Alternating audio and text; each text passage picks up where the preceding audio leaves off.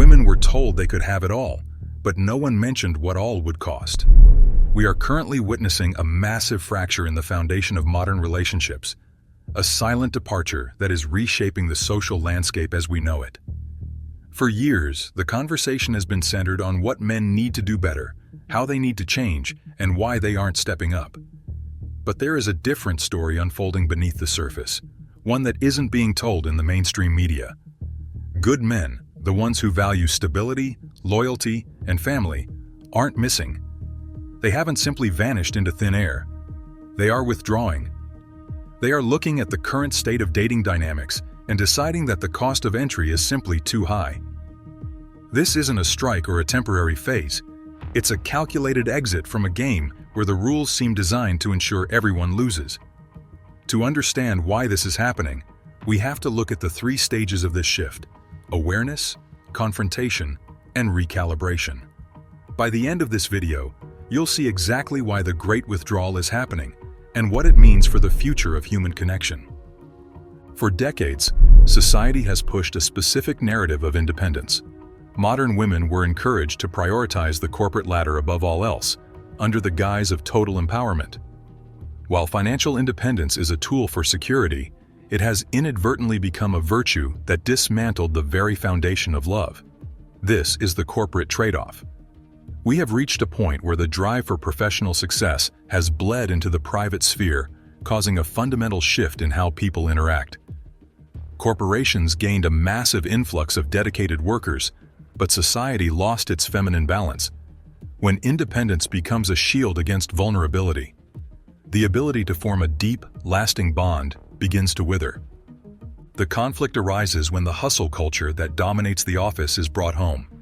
Many modern women, hardened by the competitive nature of the corporate world, are accidentally bringing a heavy masculine energy into their personal lives. They've spent 10 hours a day being assertive, analytical, and uncompromising to survive in the marketplace, but then find it impossible to flip the switch when they walk through their front door. The home, which was once intended to be a sanctuary and a refuge from the world, has turned into a secondary negotiation table. Men who spend their entire day competing and solving problems don't want to come home and engage in a power struggle.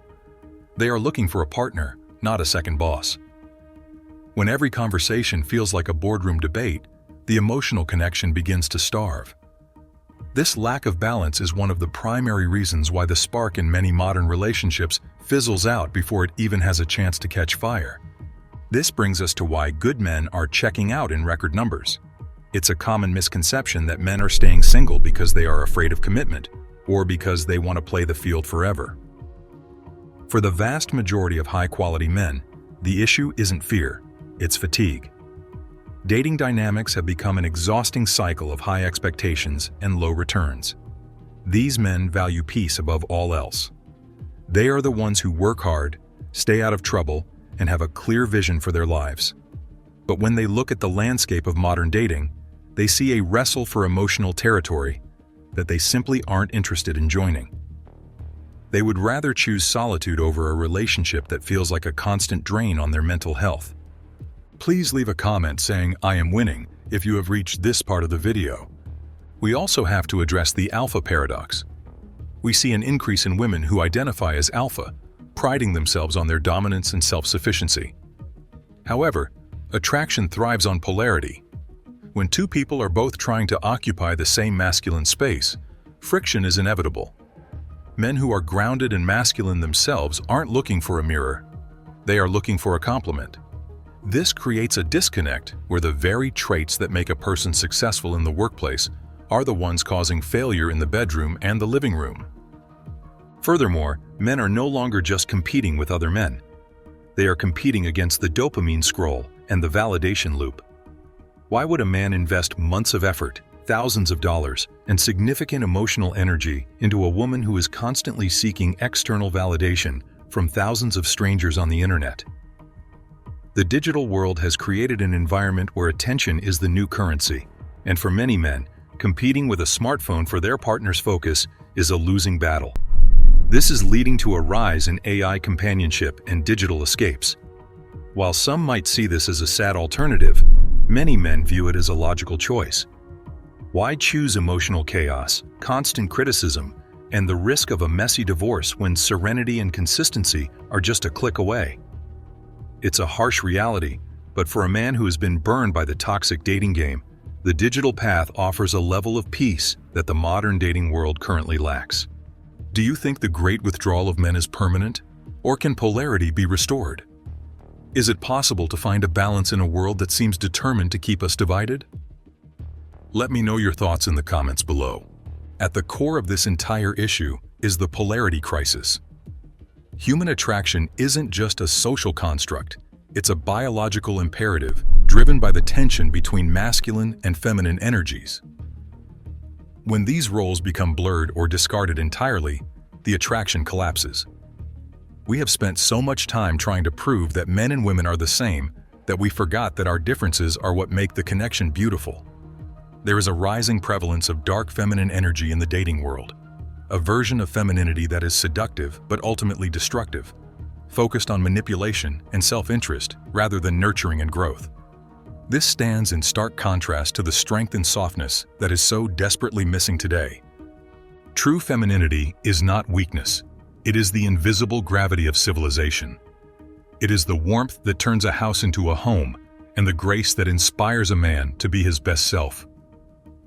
But when society devalues these traits, we end up with what I call the generation of the screen. We are raising children in environments of high efficiency but low warmth. They are shuffled from daycares to nannies to extracurriculars, managed with the same cold precision as a corporate project. They are growing up with plenty of resources, but a profound lack of presence. This lack of polarity at the top of the family structure trickles down, creating a cycle of disconnection that will take generations to repair. So, where do we go from here? The path forward requires a three-stage recalibration. The first stage is awareness. We must stop pretending that the current system is working. We have to recognize that empowerment without harmony leads to nothing but isolation. Both men and women need to take a hard look at the freedoms they've chased and ask if those freedoms have actually made them happier or just more alone. The second stage is confrontation. This is the difficult part where we admit that we are not meant to compete with one another. A man is not a woman's competitor, and a woman is not a man's rival.